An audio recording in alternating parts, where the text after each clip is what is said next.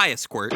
Despite living in what many claim to be the greatest city on Earth, I don't think anyone would argue that 2001 was a good year to be a New Yorker. The Giants lost the Super Bowl, the Yankees lost Game 7 of the World Series to Arizona, of all places, and Rudy Giuliani was the mayor. Shut up, moron. Shut up. Okay, hold on. Shut up. You don't know what you're talking about.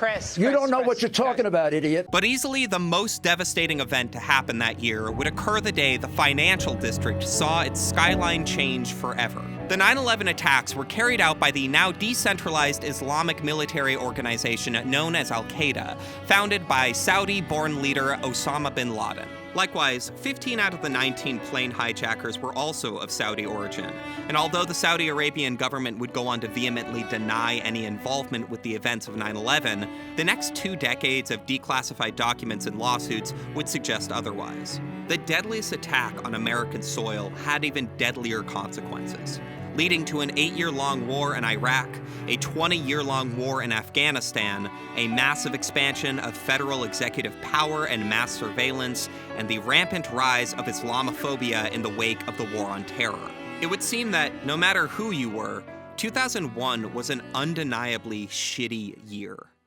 That is, unless you were a Pokemon fan. A little over a month after 9/11, Nintendo would go on to open its first flagship US retail store right smack dab in the middle of the Big Apple itself. A store formerly known as the Pokemon Center that still exists to this day as Nintendo New York. It's jarring to see such contrasting images of 2 events happening at the same place and nearly the same time. But it also makes sense, because in 2001, this particular company and this particular country had absolutely nothing to do with each other. 20 years later, that would no longer be the case.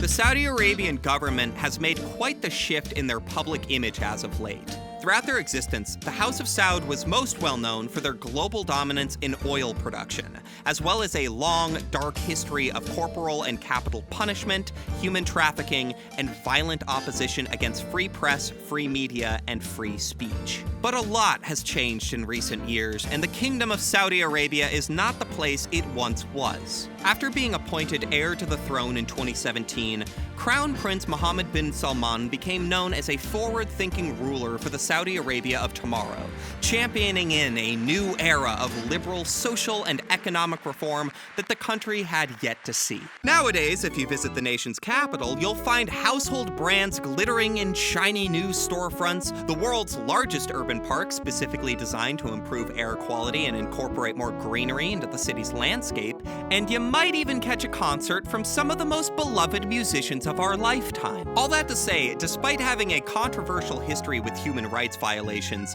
it's safe to say that life in Saudi Arabia has changed for the better. That is to say, the government still commits innumerable human rights violations and in some ways has gotten much worse, but now they have a Cartier store in Riyadh.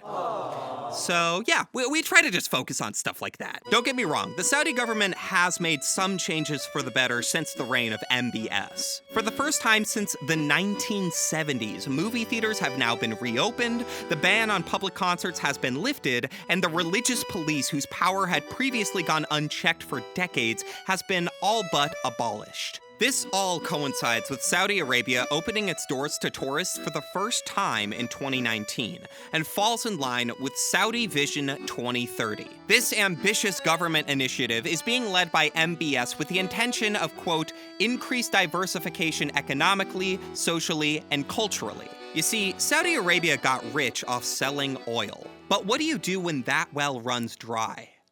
Well, you look for a new one. The white oil market is Saudi Arabia's supposed ticket to sustainable wealth. But the only way to have a flourishing tourism economy is if people actually want to come visit your country. Hence, the charm offensive. By 2018, Saudi Arabia was the only country in the world where women weren't allowed to drive, and opposition to the ban was becoming more prominent in the public eye. So, thanks to MBS and his progressive regime, women can now drive and travel abroad without required consent from a male relative.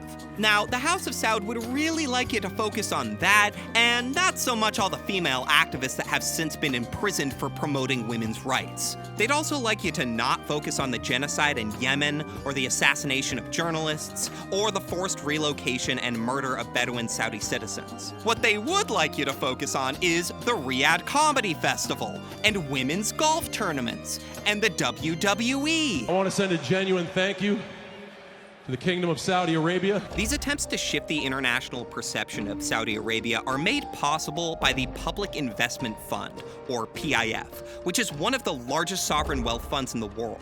And Mohammed bin Salman has ensured that the PIF has left no profitable industry untouched. They've invested billions into Uber, Bank of America, Disney, the Premier League, Blackstone, and numerous real estate companies as the kingdom continues to pursue their lofty urban development projects by any means necessary. And despite publicly supporting Palestinian liberation, the Saudi Arabian government has even indirectly funded the Israeli military. However, the industry that has seen perhaps the most investment from the PIF is none other than the video game industry. And that's because, in case you didn't know, Crown Prince Mohammed bin Salman is actually a total fucking gamer. In fact, MBS is such a gamer lady that his goal is to make Saudi Arabia the world's gaming capital. Hence, the billions invested into esports as well as companies like Capcom, Take-Two, Activision, and yes, even Nintendo.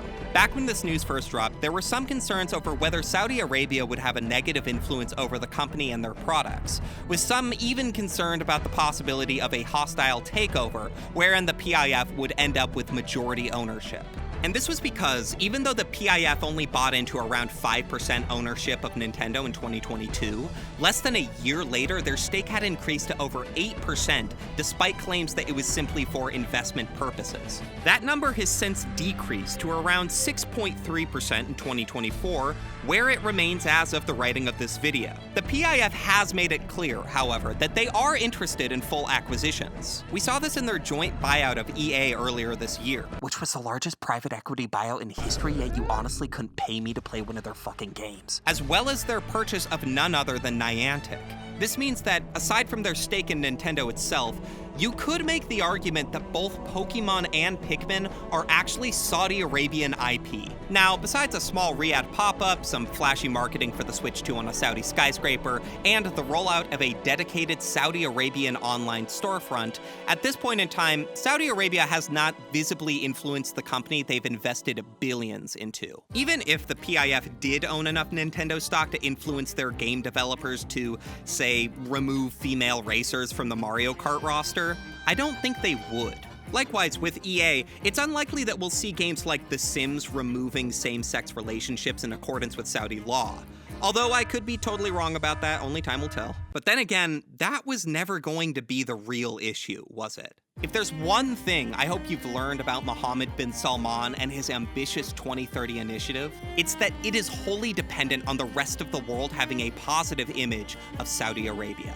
The truth is, buying such a significant share of Nintendo was never to solely diversify Saudi investments. It's not just because Mohammed bin Salman is a gamer lady, or because he truly wants Saudi Arabia to be a global hub for esports and the industry as a whole. No, what this really boils down to is image. As we discussed, the Saudi Arabian government has a reputation for human rights violations, as well as some other stuff. And while a lot has changed in the last 10 years, in some ways, the atrocities against its own citizens have only gotten worse. 2024 saw the highest number of recorded executions in Saudi Arabia, a number that has steadily increased year after year under the autocratic rule of Mohammed bin Salman.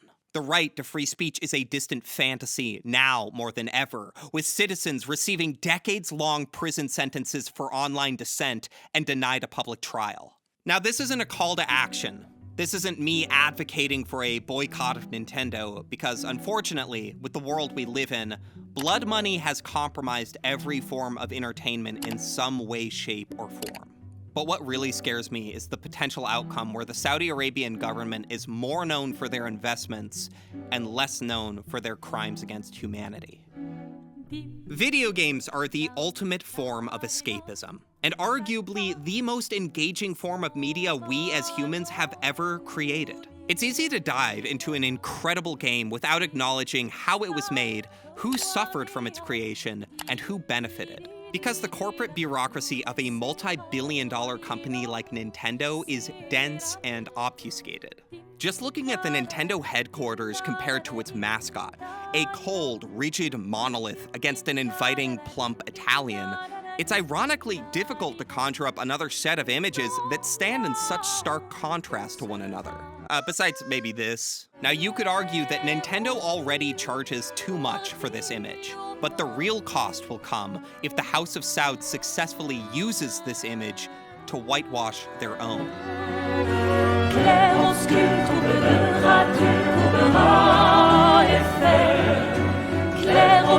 noir et haut, peinture trouvera sans elle. Clair-obscur, trouve de